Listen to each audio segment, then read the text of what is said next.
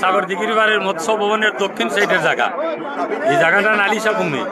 যে দল ক্ষমতায় ওই দলের কিছু লোকেরাই টাকা দখল করে নেয়। এর বাদে এখানে চাঁদাবাজির ব্যবস্থা, সন্ত্রাসীর ব্যবস্থা, অসামাজিক কার্যকলাপের ব্যবস্থা, ওই অসামাজিক কার্যকলাপ এবং দখলদারির দূর হওয়ার জন্য আমাদের সাগর দিঘির পাড় এলাকার মানুষ চাইছেন। এখানে নির্দলীয় কোনো দলের কিচ্ছু নাই, আওয়ামী লীগ বলতে কিচ্ছু নাই, বিএনপি বলতে কিচ্ছু নাই, জামাত বলতে কিচ্ছু নাই, জাতীয় পার্টি বলতে কিচ্ছু নাই, এমনকি কোনো ব্যক্তিরও কোনো স্বার্থ এখানে নিহিত কিছু নাই।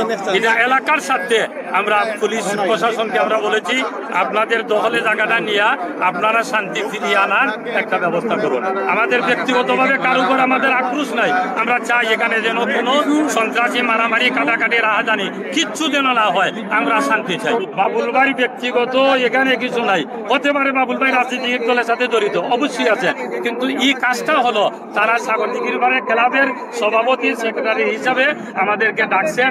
আমরাও এলাকায় সবাই সর্বসম্মতিক্রমে আমরা যোগ দিয়েছি। আমরা এখানে শান্তি চাই, অশান্তি চাই না, বিশৃঙ্খলা চাই না, এখানে অসামাজিক কিচ্ছু আমরা চাই না।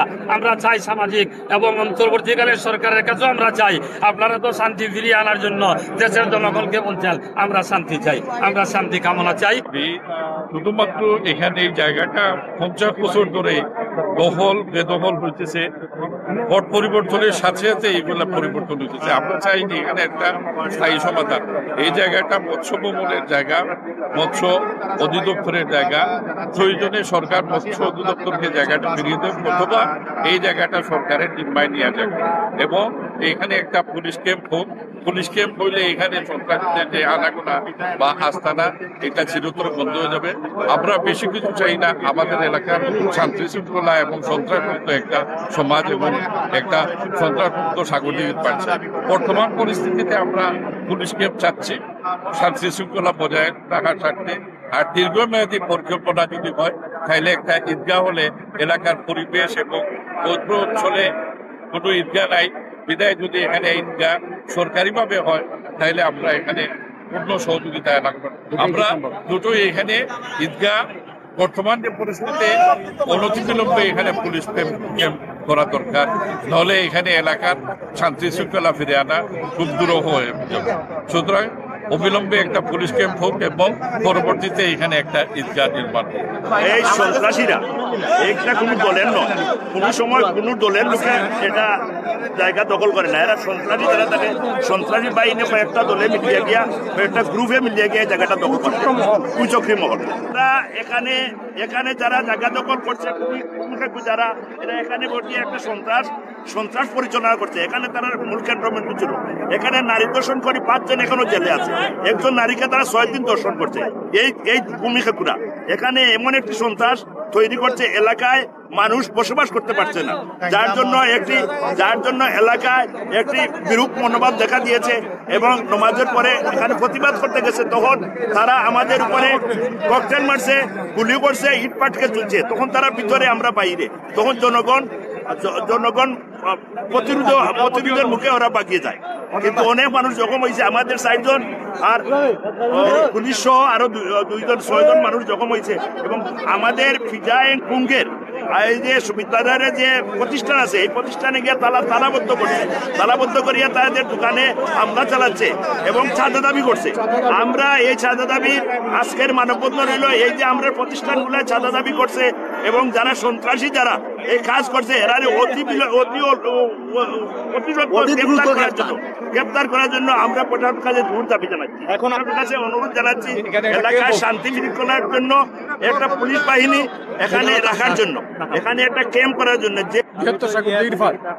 যে 5 অগাস্টের পরে যে একটা ভূমি দখল করতে জায়গাটা দখল করার পরে আমরা এইখানে শান্তিতে বসবাস করতে পারি নাই।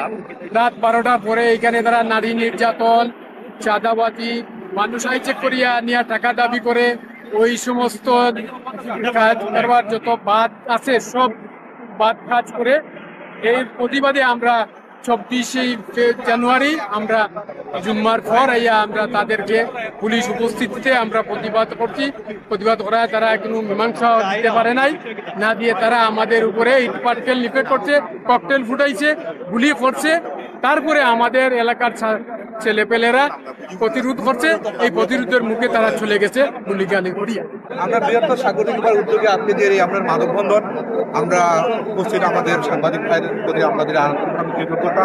আপনাদের মাধ্যমে আমরা সাগরদিঘি পার্ক, যেহেতু আমরা সিলেট একটা আধ্যাত্মিক নগরী, সেই নগরীকে আমরা একটা শান্তি শৃঙ্খলা এবং অসামাজিক কার্যকলাপ, বিভিন্ন সন্ত্রাসী কার্যকলাপ থেকে আমরা মুক্ত করার অনুনয়ে আমরা কিন্তু গত শুক্রবার আমাদের বৃহত্তর সাগরদিঘি পার্ক সমাজ কল্যাণ উদ্যোগে আমরা এখান থেকে সন্ত্রাসমুক্ত, আমরা মূলত কিন্তু এখানে আমরা কিন্তু দখল করার জন্য আমরা এখানে কিন্তু উদ্যোগ নেই। আমরা পরিবেশ সুন্দর রক্ষার্থে এবং বাংলাদেশ এবং সিলেটের মান উন্নয়ন এবং আমাদের বিভিন্ন অসামাজিক কার্যকলাপ থেকে মুক্ত করতে কিন্তু আমরা বৃহত্তর সাগরদিঘি পার্ক মুসল্লি ভাই, আমাদের মণিপুরী সম্প্রদায়ের এখানে অনেক লোকজন আছেন, তাদের সকলে সম্মিলিতভাবে আমরা এখান থেকে আমাদের এই সন্ত্রাস কার্যকলাপ যেন চিরতরের জন্য বন্ধ হয়, সেই হিসাবে আমরা কিন্তু গত শুক্রবার আমরা এই আন্দোলন সংগ্রামের মাধ্যমে আপনারা দেখেছেন। আমরা চাই এই সুন্দর পরিবেশ আমরা এখানে দখল করতে চাই না, আমরা শুধু চাই আমাদের প্রশাসনের মাধ্যমে এই সুন্দর পরিবেশ যেন আমরা বজায় থাকে, এই আশা আমরা ব্যক্ত করছি।